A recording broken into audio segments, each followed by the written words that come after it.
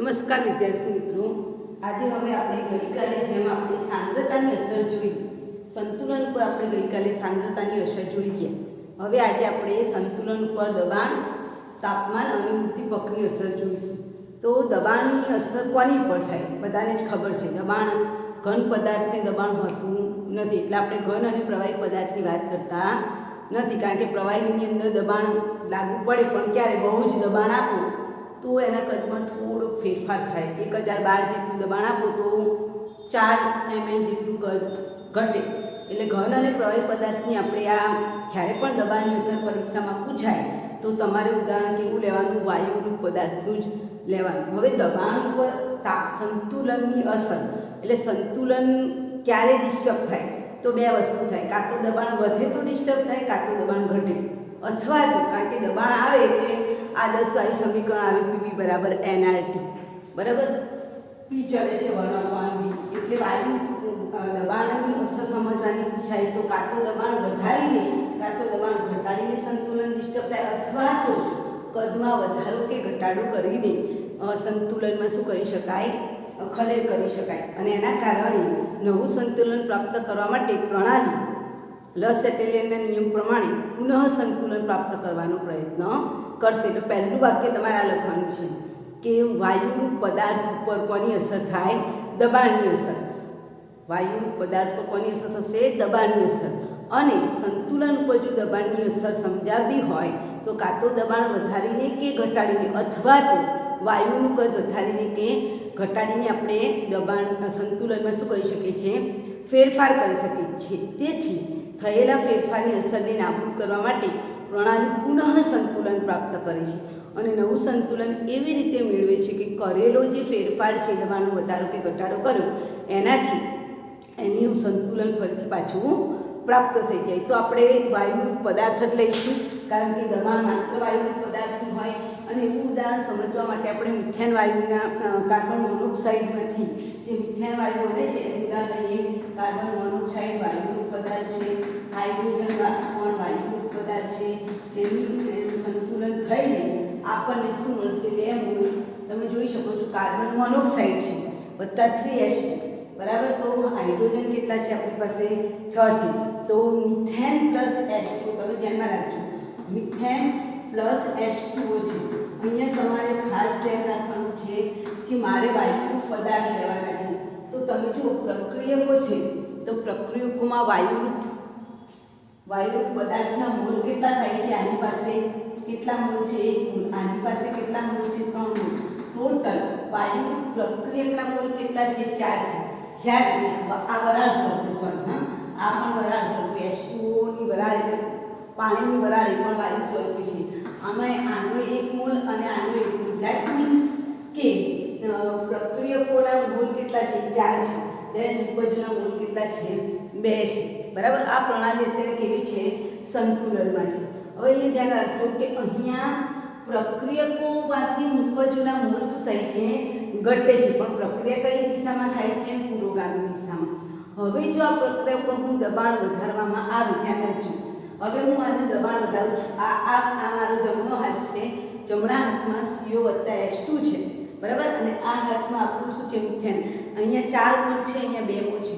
જો હું આનું દબાણ વધારું તો દબાણ વધારવાથી પલ્લું નમી જશે, સંતુલન ખોરવાઈ જાય. એટલે નવું સંતુલન પુનઃ પ્રાપ્ત કરવા માટે કઈ દિશામાં આગળ વધશે? પુરોગામી દિશામાં. એટલે ઉપરોક્ત પ્રક્રિયા એમાં છે સંતુલનમાં છે, સંતુલનમાં છે. અને પ્રક્રિયકના 4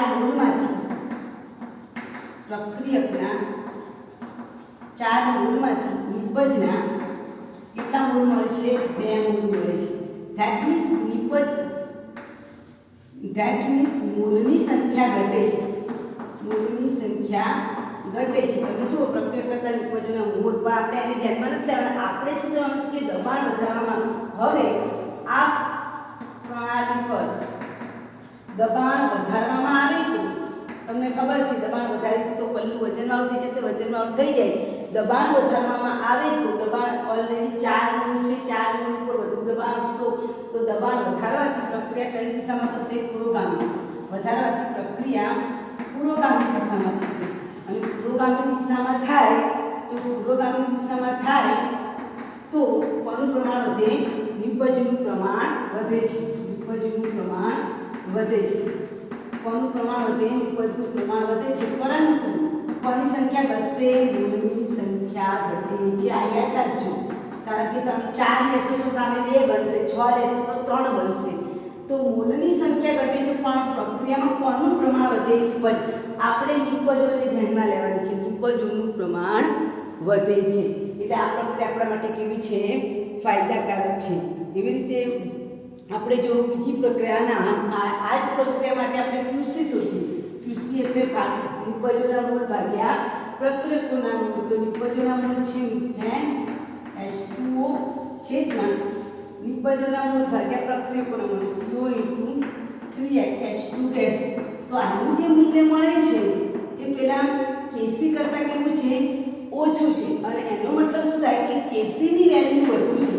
અને આગળ આપણે શીખી ગયા છે કે જ્યારે જ્યારે K નું મૂલ્ય વધુ હોય તો પ્રક્રિયા પુરોગામી દિશામાં થાય અને નિપજનું પ્રમાણ વધે વધે ને વધે. એટલે આ તમારે ખાસ ધ્યાન કે દબાણનો વધારો હંમેશા ફાયદાકારક છે. દબાણ વધારાથી વધુને વધુ વાયુની વિદ્યાની નજીક જાય અને વધુને વધુ આપણને શું મળે?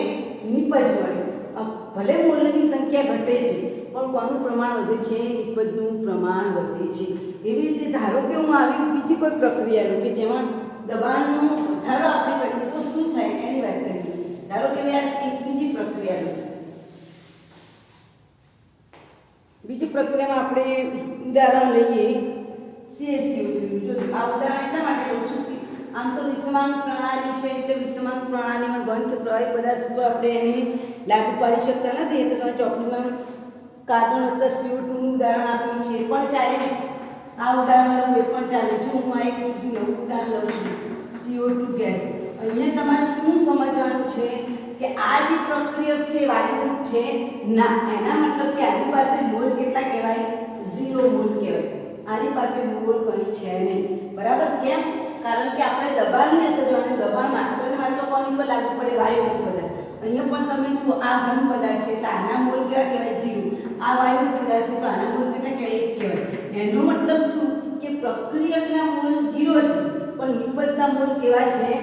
વધારે છે. એટલે હવે આવી પ્રક્રિયામાં તમે જ્યારે દબાણ વધારશો તો આની પર તો દબાણની અસર થવાની જ નથી. કઈ પલ્લું વજનવાળું થઈ જશે? આ પલ્લું. કારણ કે તમે દબાણ વધારશો એટલે કઈ બાજુનું દબાણ વધશે? આ બાજુનું દબાણ વધશે. તમે જ્યારે દબાણ વધારો છો ત્યારે આ પદાર્થ તો ઘન છે એટલે એની પર કશું અસર નહીં થાય, પણ કોની પર અસર થશે? આ ભાગ ઉપર અસર થશે. ધેટ મીન્સ કે જે ડાબો હાથ છે, ડાબા ભાગમાં વાયુ પદાર્થ છે એમાં દબાણ વધે છે. દબાણ વધે છે એટલે પ્રક્રિયા કઈ દિશામાં થશે? પ્રતિગામી દિશામાં. ઉપરોક્ત પ્રક્રિયામાં દબાણ વધારતા, ધ્યાનમાં રાખજો, દબાણ વધારતા પ્રક્રિયા કઈ દિશામાં થાય છે? પ્રતિગામી દિશામાં થાય છે. કઈ દિશામાં? પ્રતિગામી. કેમ? ફરીથી કહું છું તો હું દબાણ વધારું તો આની પર તો કશું જ અસર, કારણ કે આ પદાર્થ તો ઘન છે એની પર કોઈ અસર નહીં. ત્યારે તમે દબાણ વધારશો ને એટલે ડાબા હાથનું દબાણ વધી જવાથી પલ્લું નમી જશે. ફરી પાછું પુનઃ સંતુલન પ્રાપ્ત કરવા માટે કઈ દિશામાં પ્રક્રિયા કરશે? પ્રતિગામી દિશામાં. અને પ્રતિગામી દિશામાં પ્રક્રિયા કરે તો નિપજનું પ્રમાણ ઘટે પણ મોલની સંખ્યા વધે છે. તમે જુઓ એક મોલમાંથી કેટલા મોલ? 0 મોલ. અહીંયા પ્રક્રિયા 0 થી 1 મોલની સંખ્યામાં વધારો થશે. ખ્યાલ આવે છે? પ્રક્રિયા પ્રતિગામી દિશામાં થાય છે. બરાબર? ખ્યાલ આવે છે ને? દબાણ વધારવામાં આવે તો પ્રક્રિયા પ્રતિગામી દિશામાં થશે અને મોલની સંખ્યા તમે જુઓ, મોલની સંખ્યા 0 થી કેવી છે? એક તરફ છે. મોલની સંખ્યા વધે છે, પ્રક્રિયકમાંથી નિપજ બને છે તો મોલની સંખ્યા વધે છે. પણ જ્યારે તમે પ્રતિગામી દિશામાં કરશો તો પ્રતિગામી દિશામાં દબાણ વધારવામાં આવે તો પ્રક્રિયા કઈ દિશામાં થાય? પ્રતિગામી દિશામાં. અને પ્રતિગામી દિશામાં થાય તો નિપજનું પ્રમાણ ઘટે. ખ્યાલ આવી ગયો? એટલે તમારે શું જોવાનું કે વાયુરૂપ પદાર્થ કઈ બાજુ વધારે છે એ બાજુ દબાણ વધારવાથી પ્રક્રિયા પુરોગામી દિશામાં. આ બાજુ ડાબી બાજુ છે પણ ડાબી બાજુ પર દબાણ વધારે તો પ્રક્રિયા ઊંધી જાય તો આપણે આ પ્રક્રિયા પાછો મળે તો નિપજનું પ્રમાણ ઘટે છે. ક્લિયર? સમજ પડી ગયું? ખ્યાલ આવી ગયો તમને? ચાલો હવે આપણે તાપમાનની અસર જોઈએ. તાપમાનની અસરને સમજતા પહેલા આપણે એની પહેલા આપણને નિષ્ક્રિય વાયુના ઉમેરા આપેલા પદાર્થ ઉપર નિષ્ક્રિય વાયુનો ઉમેરો કરવા તો સ્વાભાવિક છે કે નિષ્ક્રિય વાયુ કોને કીધા છે કે જે કોઈ પણ પ્રકારની પ્રક્રિયામાં ભાગ ન લેતા. જો કદ અચળ રાખવામાં આવે અને નિષ્ક્રિય વાયુ જેવા કે હિલિયમ નિયોન આર્ગોન ઉમેરવામાં આવે તો એ પ્રક્રિયામાં ભાગ લેતા નથી, સંતુલનને ખલેલ કરતા નથી. અચળ કદે નિષ્ક્રિય વાયુનો ઉમેરો પ્રક્રિયામાં ભાગ લેતા આંશિક દબાણ અને મોલર સાંદ્રતા બદલાતા. ટૂંકમાં નિષ્ક્રિય વાયુ આપણે યાદ કરો સાંદ્રતા ઉપર 5 પરિબળો અસર કરે: તાપમાન, દબાણ, સાંદ્રતા, નિષ્ક્રિય વાયુનું દીપક. તો આપણે સાંદ્રતાની અસર જોઈ, દબાણની અસર. નિષ્ક્રિય વાયુ પોતે નિષ્ક્રિય છે એટલે એની સંતુલન પર કોઈ અસર થશે નહીં. ચોથો મુદ્દો છે તાપમાનની અસર. અને આ તાપમાનના ફેરફારની અસરને સમજવા માટે 7.8.4 નંબરનો મુદ્દો તાપમાનની અસર. સંતુલન ઉપર તાપમાનની અસર સમજવા માટે પહેલા તો પ્રણાલી કેવી લેવી પડે, સંતુલિત પ્રણાલી લેવી. અને તાપમાનની અસર સમજવા માટે આપણે જાણવું પડે કે પ્રક્રિયા કયા પ્રકારની છે. અને પ્રક્રિયાઓ મોટાભાગે 2 પ્રકારની હોય. એક ઉષ્મા શોષક પ્રક્રિયા હોય અને બીજી કઈ પ્રક્રિયા ઉષ્મા ક્ષેપક. પહેલા વાક્ય લખી દેવાનું કે પ્રણાલી પર સંતુલનમાં રહેલી પ્રણાલી પર તાપમાનની અસર સમજવા માટે પ્રક્રિયા કયા પ્રકારની છે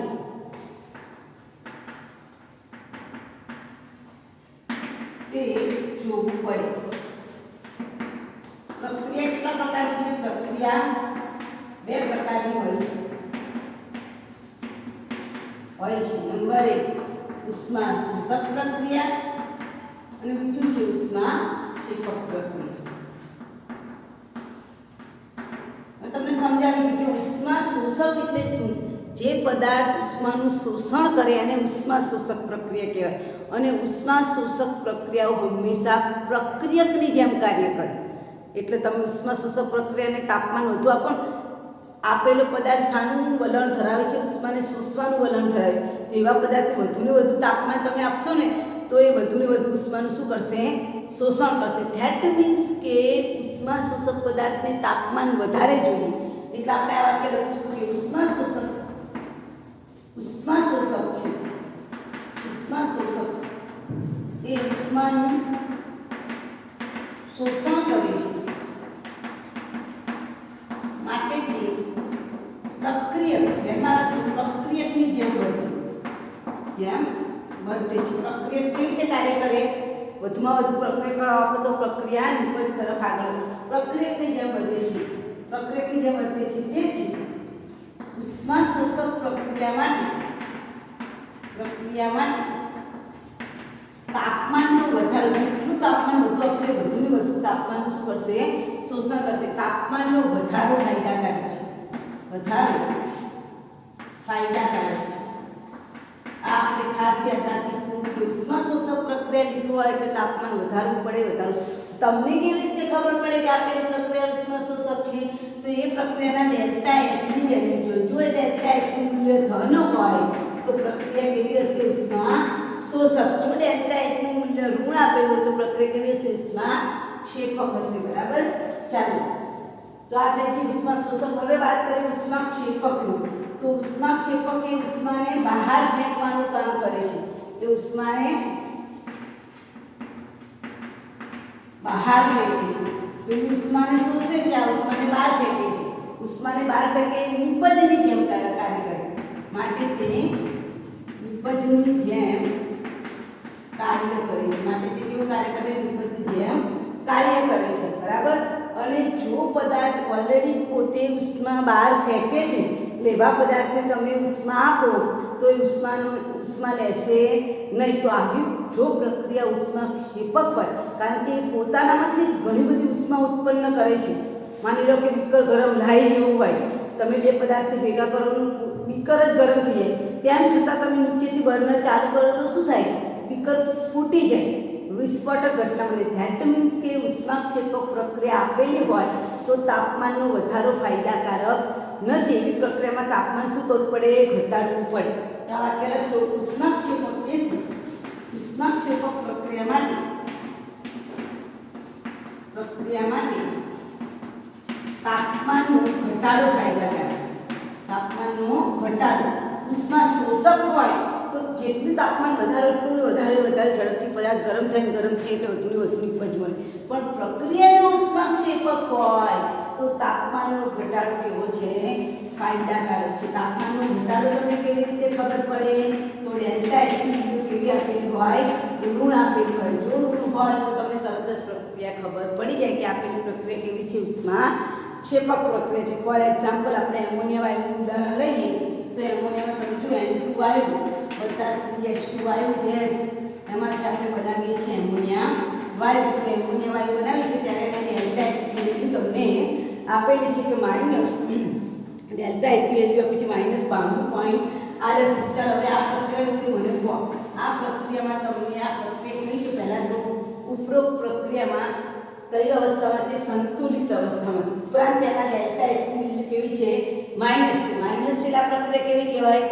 ઉષ્માક્ષેપક પ્રક્રિયા છે. આ પ્રક્રિયા કેવી છે? ઉષ્માક્ષેપક પ્રક્રિયા છે. હવે જો આ પ્રક્રિયામાં હું તાપમાનનો વધારો કરું તો વિકર તો શું થાય? ફૂટી જાય. કારણ કે આ બે પદાર્થ ભેગા થાય છે એટલે અંદરથી ઉષ્મા ઉત્પન્ન થાય. હવે હું તાપમાનનો વધારો આપું તો વિકર ફાટી જાય. એટલે આપણે તાપમાનનું શું કરવું પડે? ઘટાડો કરવો પડે. કેમ? કારણ કે આપણી પ્રક્રિયા કેવી છે? ઉષ્માક્ષેપક છે. તો ઉપરોક્ત પ્રક્રિયામાં ડેલ્ટા એચની વેલ્યુ તમે જુઓ તે પરથી તમને ખબર પડે છે કે તાપમાનનો વધારો કરીએ તો પ્રક્રિયા ઊભી થાય. પ્રક્રિયા ઊભી થાય એટલે નિપજમાંથી શું મળે? પ્રક્રિયકો મળે. જો તાપમાન વધારવામાં આવે અને પ્રક્રિયા ઉષ્માક્ષેપક છે તો પ્રક્રિયા શું થશે? તો પ્રક્રિયા પ્રતિગામી દિશામાં થાય અને પ્રતિગામી દિશામાં થાય તો નિપજનું પ્રમાણ ઘટે. નિપજનું પ્રમાણ ઘટે. બરાબર? એટલે આપણે શું કરવું પડે? તાપમાનનો ઘટાડો કરવો જોઈએ. જે ફાયદાકારક તાપમાનનો વધારો કરવામાં આવે તો પ્રક્રિયા પ્રતિગામી દિશામાં પ્રક્રિયા પાછા મળે જે ફાયદાકારક નથી. પણ જો તાપમાન ઘટાડવામાં આવે તાપમાન ઘટાડવામાં આવે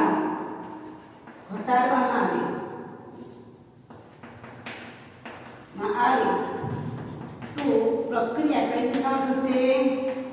યસ, તાપમાન તમે ડાઉન કરશો તો પ્રક્રિયા કઈ દિશામાં થશે? પુરોગામી દિશામાં. અને પુરોગામી દિશામાં થાય તો નિપજનું પ્રમાણ વધે. સમજાય છે? ધેટ મીન્સ આ પ્રક્રિયા ઉષ્માક્ષેપક છે.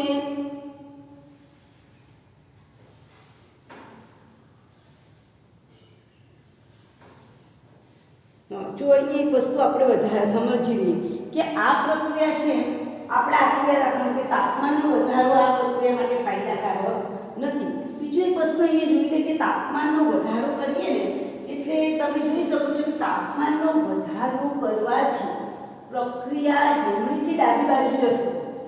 તાપમાનનો વધારો કરવાથી પ્રક્રિયા ડાબી બાજુ જશે એટલે નિપજનું પ્રમાણ વધે. પણ આ પ્રક્રિયા ઉષ્માક્ષેપક છે એટલે વિકર તૂટી જાય. ખ્યાલ આવે છે? એટલે આપણે તાપમાન કેવું કરીશું? નીચું કરીશું. કારણ કે પ્રક્રિયા ઉષ્માક્ષેપક છે. તાપમાન નીચું કરીશું એટલે નીચું તાપમાન કરીશું તો પ્રક્રિયા તો પ્રતિગામી દિશામાં થઈ જવાની છે.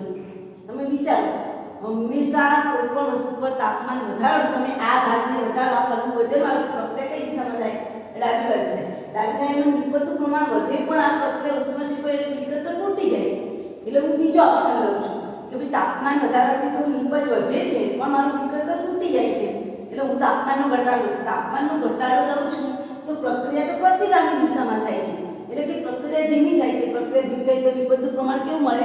ઓછું મળે. તો હવે શું કરી શકાય? આપણે તો નિપજ વધારે મેળવવાની. તો એવી પરિસ્થિતિ ઉત્પન્ન કરવી પડે કે જે નીચું તાપમાન હોય વધુમાં વધુ દબાણ આપી શકીએ અને ઓછા સમયમાં વધુમાં વધુ નિપજ મેળવી શકાય. એવી પરિસ્થિતિને શું કહેવાય? ઓપ્ટિમાઇઝેશન પદ્ધતિ. એટલે વ્યાખ્યા રાખજો. ઓપ્ટિમાઇઝેશન પદ્ધતિ એટલે શું? નીચું તાપમાન, શક્ય તેટલું વધુમાં વધુ દબાણ અને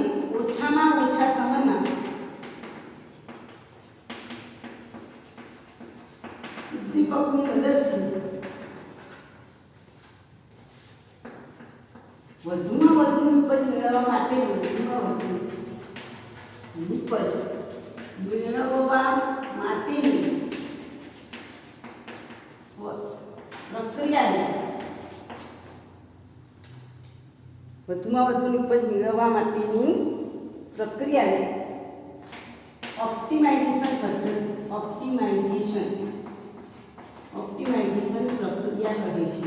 કઈ પ્રક્રિયા? ઓપ્ટિમાઇઝેશન પરિસ્થિતિ કહેવામાં આવે છે. એટલે અહીંયા એક વસ્તુ મેં અહીંયા લખી હતી, થોડીક મિસ્ટેક વાળી હતી, આપણે ફરીથી રિપીટ કરી લઈએ છીએ. તાપમાન વધારીએ તો પ્રક્રિયા ડાબી બાજુ જ થશે, રાઈટ. પણ ડાબી બાજુ થાય એટલે નિપજનું પ્રમાણ વધે છે, પણ સામે ઉષ્માક્ષેપક પ્રક્રિયા છે એટલે બીકર તૂટી જશે. એટલે હું બીજું ઓપ્શન લઉં છું કે દબાણ તાપમાન ઘટાડો તો પ્રક્રિયા તો રિવર્સ થાય છે, એટલે કે પ્રતિગામી દિશામાં થાય. પ્રતિગામી દિશામાં તો મારી નિપજનું પ્રમાણ ઘટી જાય છે. હવે મારે નિપજનું પ્રમાણ વધારવું હોય તો તાપમાનની સાથે મારે શું આપવું પડે? દબાણ આપવું પડે. તાપમાન નીચું રાખવાનું, પણ વધુમાં વધુ તમે દબાણ આપશો તો એમોનિયા કયા સ્વરૂપે છે? વાયુ સ્વરૂપે. વધુને વધુ પદાર્થ ભેગા થઈને એમોનિયા વાયુ મળશે અને નિપજનું પ્રમાણ વધશે. અને આવી જે પરિસ્થિતિ મળે છે એને આપણે શું કહીશું? ઓપ્ટિમાઇઝેશન. હવે આ વસ્તુને સમજવા માટે મેં એમણે કીધું ને કે જો તમે ઉષ્માક્ષેપક પ્રક્રિયા હોય તો શું કરવું પડે? તાપમાન ઘટાડવું જ પડે. અને એ વસ્તુને સમજવા માટે તમારી ચોપડીમાં એક પ્રેક્ટિકલ આપેલું છે, પ્રયોગ આપેલો છે તાપમાનની અસરને સમજવા માટે, કે કયા પદાર્થ ઉપર તાપમાનની અસર સારા પ્રમાણમાં થાય છે. તો પહેલાં હું એમાં NO2 વાયુની બનાવટ આપેલી છે. હું કોપર ધાતુના ટુકડાને હું સાંદ્ર HNO2ના દ્રાવણમાં નાખી દઉં તો એમાંથી મને શું મળે? NO2 વાયુ મળે. અને આ જે NO2 વાયુ છે ને કેવા રંગનું છે? કથ્થાઈ રંગનું છે. તમે લોકો જ્યારે આવશો ત્યારે આપણે પ્રેક્ટિકલ કરીશું. NO2 વાયુ ધનાયન ગુણાયનમાં NO2 વાયુ આવે છે તો કથ્થાઈ રંગનું છે. હવે આપણને એનું જે NO2 વાયુ છે એ NO2 વાયુનું સંતુલન આ રીતે આપેલું છે. એમાંથી બને છે M2O4 અને આ કેવો છે? રંગવિહીન છે. ધેટ મીન્સ કે આપેલા પદાર્થ કથ્થાઈ રંગમાંથી જો રંગવિહીન બને તો કોનું પ્રમાણ વધે? નિપજનું પ્રમાણ વધે. શું બનવું છે? રંગવિહીન બને તો નિપજનું પ્રમાણ વધે. પણ ક્યારે થાય? કારણ કે આ પ્રક્રિયા છે એના ડેલ્ટા H ની વેલ્યુ કેવી છે? માઇનસ. મતલબ આપેલી પ્રક્રિયા કેવી છે? ઉષ્માક્ષેપક છે. આ પ્રક્રિયા કેવી છે? ઉષ્માક્ષેપક. બરાબર સમજી લેજો. પહેલા મેં શું કર્યું? NO2 વાયુ ઉત્પન્ન કર્યું. આ NO2 વાયુને મેં 5 ml ની 2 ટેસ્ટ ટ્યુબો લીધી છે.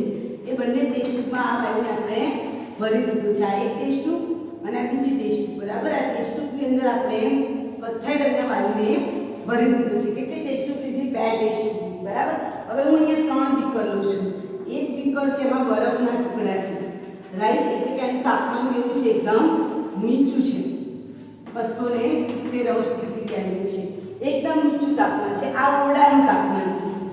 આ છે કેવું છે? ઓરડાના તાપમાન છે. ઓરડાના તાપમાને મેં પાણી લીધું છે 298 ડિગ્રી કેલ્વિન તાપમાન છે. બરોબર. એટલે પાણી લીધું છે. પણ ઓરડા આ એકદમ ઠંડુ છે. તાપમાન કેવું છે? નીચું તાપમાન. આ ઓરડામાં તાપમાન 25 સેલ્સિયસ હોય કે નહીં એ છે. અહીંયા એકદમ ઉકળતું પાણી છે. આમ વરાળ બનતું હોય ને ઉકળતું પાણી છે. ઉકળતું પાણી એટલે 100 સેલ્સિયસ. 100 ની તો 273 ઉમેરો એટલે 373 ડિગ્રી કેલ્વિન તાપમાન છે. ઊંચું તાપમાન છે. જો મેં 3 બીકર લીધા છે. એકમાં સૌથી નીચું છે જેમાં બરફ મૂકેલું છે, બીજામાં સાદું પાણી છે, ત્રીજામાં એકદમ ઉકળતું પાણી. હવે મેં આ 5-5 ml ની 2 ટેસ્ટ ટ્યુબો લીધેલી છે. એ ટેસ્ટ ટ્યુબને આપણે મૂકવાની છે. આ ટેસ્ટ ટ્યુબને હું આમાં મૂકું છું એકદમ અત્યંત ઠંડા પાણીની અંદર. બરાબર. બીજી ટેસ્ટ ટ્યુબને આપણે અત્યારે આ 2 ટેસ્ટ ટ્યુબને હું અહીંયા મૂકું છું. બરાબર. એમાંથી એક ટેસ્ટ ટ્યુબને આપણે આમાં મૂકીએ છીએ. બરાબર. અને આપણે હજુ એક ત્રીજી ટેસ્ટ ટ્યુબ લઈ લઈએ. 3 ટેસ્ટ ટ્યુબ લઈ લઈએ. ચાલો. 5 ml વાયુ ભરેલી ટેસ્ટ ટ્યુબો છે. અને ત્રીજી ટેસ્ટ ટ્યુબને હું આ ઉકળતા પાણી ધરાવતા બીકરમાં મૂકું છું. શું થાય તે તમે જુઓ.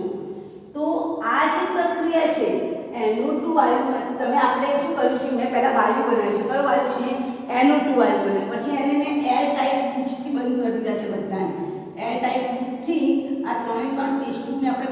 લીધી છે, એકલી કરીને NO2 વાયુ બહાર ના જાય અને એનું પરિવર્તન શેમાં થાય? N2 ડાયનાઇટ્રોજન ટેટ્રોક્સાઇડ જે રંગવિહીન છે. ટૂંકમાં મારો પદાર્થ રંગવિહીન બને તો મને નિપજનું પ્રમાણ વધુ બને. પણ આ પ્રક્રિયા કેવી છે? ઉષ્માક્ષેપક છે. જોજો મિત્રો, એટલે આ ટેસ્ટ ટ્યુબ જ્યારે હું ઠંડા પાણીમાં મૂકું છું ત્યારે આમાંથી તરત કથ્થાઈ રંગમાંથી કેવો થઈ જશે? રંગવિહીન ઝડપથી થાય છે. કેમ? કારણ કે તાપમાન કેવું છે? એકદમ નીચું છે. અને અહીંયા આપણે લખ્યું છે કે ઉષ્માક્ષેપક પ્રક્રિયા માટે તાપમાનનો ઘટાડો ફાયદાકારક છે. તાપમાનનો ઘટાડો કેવો છે? ફાયદાકારક છે. એટલે તમે જુઓ, મારી પહેલી ટેસ્ટ ટ્યુબ છે ઝડપથી રંગવિહીન થઈ, એનો મતલબ કે આ ટેસ્ટ ટ્યુબમાં સૌથી વધુ મને નિપજ મળી છે. એના પછી તમે આ ટેસ્ટ ટ્યુબ જો તમે આછો કથ્થાઈ રંગ થયો છે. આછો કથ્થાઈ રંગ એટલે બહુ ઓછું, કારણ કે આનું તાપમાન થોડુંક વધુ છે, એટલે આમાં નિપજનું પ્રમાણ કેવું છે? ઓછું છે. અને સૌથી ઓછું નિપજનું પ્રમાણ અહીંયા છે. અહીંયા જે કથ્થાઈ રંગ હતો એ ઘટ કથ્થાઈ રંગ હતો. કેવો થઈ ગયો? ઘટ કથ્થાઈ રંગ. ઘટ કથ્થાઈ રંગ થાય છે એનો મતલબ શું થાય? કે આમાં નિપજનું પ્રમાણ મળતું નથી, વધુને વધુ શું બની જાય છે? પ્રક્રિયકો. એટલે આ પ્રયોગ ઉપરથી શું ખબર પડે? કે જેનું તાપમાન નીચું છે એમાં સૌથી વધારે નિપજ મળે. કેમ? કારણ કે આપેલી પ્રક્રિયા કેવી છે? ઉષ્માક્ષેપક છે. એટલે આ પ્રયોગ ખાસ ધ્યાન રાખો. ઉષ્માક્ષેપક પ્રક્રિયાવાળી છે. પ્રયોગ આપણે ઉષ્માક્ષેપક પ્રક્રિયા માટે લીધો છે. એટલે જેમાં તાપમાન નીચું હશે એમાંથી સૌથી વધુ નિપજ એટલે કે N2 વાયુ મળશે. પણ જેનું તાપમાન વધુ છે એમાં પાછો ને પાછો કયો વાયુ બનશે? NO2 વાયુ બનશે. ધેટ મીન્સ પ્રક્રિયા પાછો ને પાછો મળે છે. એટલે આ ફાયદાકારક નથી, આ ફાયદાકારક નથી. કયું વિકલ્પ ફાયદાકારક કહેવાય? એ નંબર. ક્લિયર? સમજણ પડી ગઈ? આ રીતે આપણે કોઈ બીજું ઉદાહરણ લઈને પણ તાપમાન પ્રક્રિયા ઉષ્મા શોષક હોય એવા માટે પણ આપણે સમજાવી શકીએ. ધારો કે આ જ પ્રક્રિયા લઈએ, આવી કોઈ બીજી પ્રક્રિયા લઈએ, માની લો બીજી કોઈ પ્રક્રિયા આપણે લીધી છે જેમાં પ્લસની નિશાની છે, તો પ્લસ એટલે કઈ કે ઉષ્મા શોષક, તો એને શું જોઈએ? વધુ તાપમાન જોઈએ. આવી ત્રણ પરિસ્થિતિની આપેલી છે, બરફવાળી, પાણીવાળી અને ઉકળતા પાણીવાળી. તો કયામાં નિપજ વધુ મળશે? ઉકળતા પાણીમાં. કેમ? કારણ કે હું જે પ્રક્રિયા લેશે કેવી છે?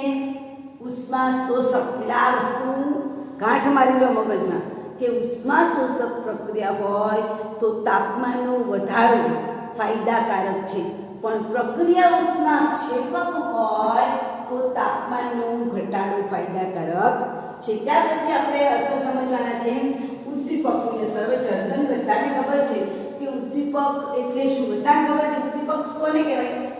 કે જે પદાર્થ રાસાયણિક પ્રક્રિયામાં ભાગ નથી લેતો, પ્રક્રિયકોનું નિપજમાં રૂપાંતર ઓછામાં ઓછા સમયમાં. યાદ રાખો, ઉદ્દીપક રાસાયણિક પ્રક્રિયામાં ભાગ નથી લેતો, પણ રાસાયણિક પ્રક્રિયાનું શું વધારે છે? વેગ વધારે છે. એ ક્યાંય ભાગ ભજવતો નથી. ધ્યાનમાં રાખો. ઉદ્દીપકનું કાર્ય શું છે? તો ઉદ્દીપક એટલે જે રાસાયણિક પ્રક્રિયાનો વેગ વધારે, રાસાયણિક પ્રક્રિયામાં ભાગ લેતો નથી અને ઓછામાં ઓછા સમયમાં વધુમાં વધુ નિપજ આપે છે, એને આપણે શું કહીએ? ઉદ્દીપક કહીએ. એટલે પહેલાં તો તમને ઉદ્દીપકની વ્યાખ્યા ખબર હોવી જોઈએ. ઉદ્દીપક એટલે એવો પદાર્થ કે જે રાસાયણિક પ્રક્રિયામાં ભાગ નથી લેતો. ધ્યાનમાં રાખજો મિત્રો, પ્રક્રિયકમાંથી નિપજમાં રૂપાંતર કરવા માટે એક માધ્યમ છે. એ રાસાયણિક પ્રક્રિયાનો વેગ વધારે છે, ધીમી પ્રક્રિયા થતી હોય તો એને ઝડપી કરવાનો પ્રયત્ન કરે છે, પણ ક્યાંય પ્રક્રિયામાં પાર્ટિસિપેટ કરતો નથી. પ્રક્રિયામાંથી નિપજ મેળવવા માટેના કોઈ પણ ઓછી ઉર્જાની જરૂરિયાતવાળા પદાર્થને રાસાયણિક પ્રક્રિયાનો દર વધારે છે. પુરોગામી પ્રક્રિયાનો દર અને પ્રતિગામી પ્રક્રિયાનો દર વધારે, જે સમાન ચક્રાંતિય અવસ્થામાંથી પસાર થાય છે. અને સંતુલનની અસર આપણે ઉદ્દીપકની વ્યાખ્યા પહેલાં લખીશું. ઉદ્દીપક એટલે એવો પદાર્થ જે રાસાયણિક પ્રક્રિયામાં ભાગ લેતો નથી, પણ રાસાયણિક પ્રક્રિયાનો વેગ વધારવા માટે આપણને મદદ કરે છે અને ઓછામાં ઓછા સમયમાં વધુમાં વધુ નિપજ આપે છે. અને ઉદ્દીપક કહેવામાં આવે છે. ઉદ્દીપક પુરોગામી અને પ્રતિગામી બંને પ્રક્રિયામાં સરખો ઘટાડો. સક્રિયકરણ ઉર્જા, તો ધ્યાનમાં રાખજો, આ સક્રિયકરણ ઉર્જા એટલે શું?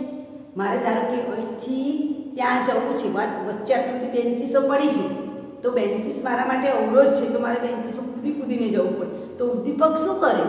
બધી બેન્ચીસોને ખસેડી દે, તો હું 5 જ સેકન્ડમાં અહીંથી ત્યાં પહોંચી ગયું. ધેટ મીન્સ માર્ગમાં જે અવરોધ છે એ માર્ગના અવરોધને ઘટાડવાનું કામ કોણ કરે?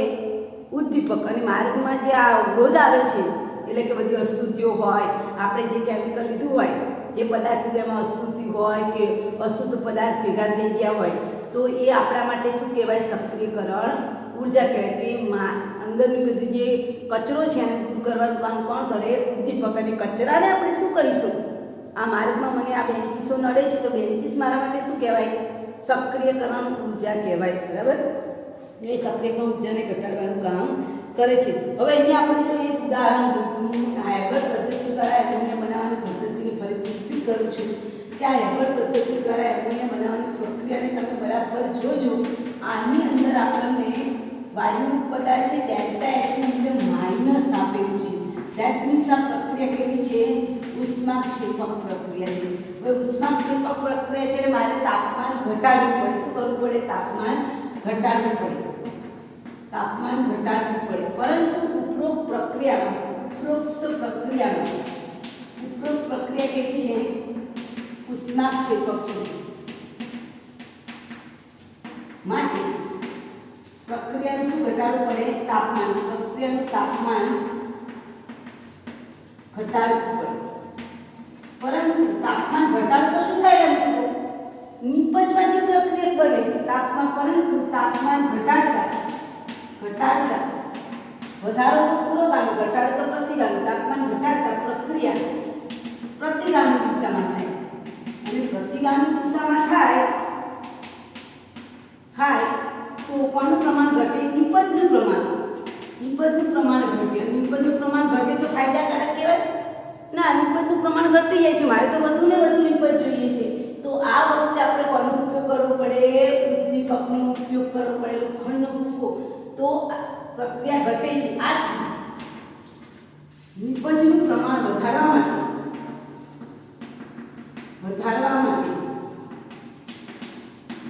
આ પ્રક્રિયામાં શું લેવામાં આવે?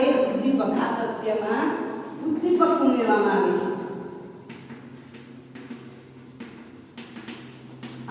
જે રાસાયણિક પ્રક્રિયાનો શું વધારે છે? વેગ. જે રાસાયણિક પ્રક્રિયાનો વેગ વધારે છે અને પ્રક્રિયાનું શેમાં રૂપાંતર કરે છે? નિપજમાં. અને આ પરિસ્થિતિને ઓપ્ટિમાઇઝેશન પદ્ધતિ કહેવાય.